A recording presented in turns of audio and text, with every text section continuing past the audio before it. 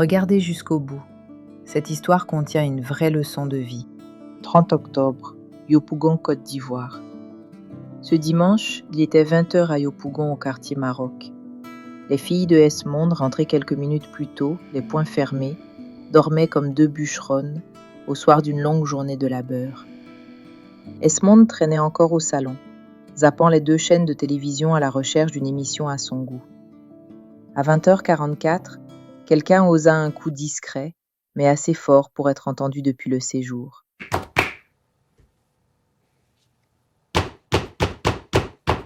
C'est qui ?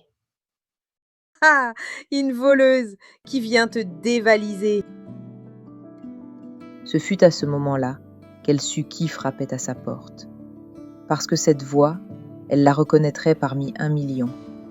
C'était celle de Montemay, sa cousine, la fille cadette d'un des 4 frères de sa mère. Comme tu m'as fait peur, madame la voleuse. Arrête de chialer, ouvre-moi que je te flingue. Flingue alors, Calamity Jane. Lorsqu'Esmonde eut ouvert sa porte, les 2 femmes se jetèrent l'une dans les bras de l'autre. Elles se donnèrent de chaleureuses accolades, comme des correspondants qui se rencontraient pour la première fois. Qu'importe l'heure, Esmonde n'avait pas le droit de lui refuser sa maison. De même pour elle. D'ailleurs, avant de rentrer à l'internat à Cocody, Esmonde avait été hébergée par sa cousine. Leurs grands-parents avaient semé dans leur cœur l'amour de la fratrie. Ainsi, chaque fois qu'ils se retrouvaient, c'était comme s'ils vivaient leur dernier jour. Plutôt l'amour qui attire la grâce divine que la haine qui la dévore et sème le chaos.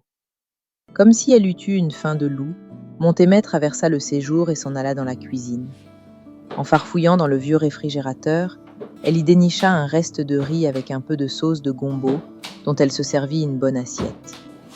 Une fois qu'elle l'eut réchauffé au four à micro-ondes et qu'elle fut installée derrière la table, elle mangea avec grand appétit.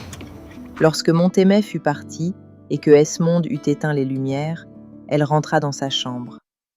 Sa chemise de nuit enfilée, elle se coucha. Cependant, le sommeil ne lui vint pas immédiatement. Elle peinait à chasser l'image de Paul-Henri.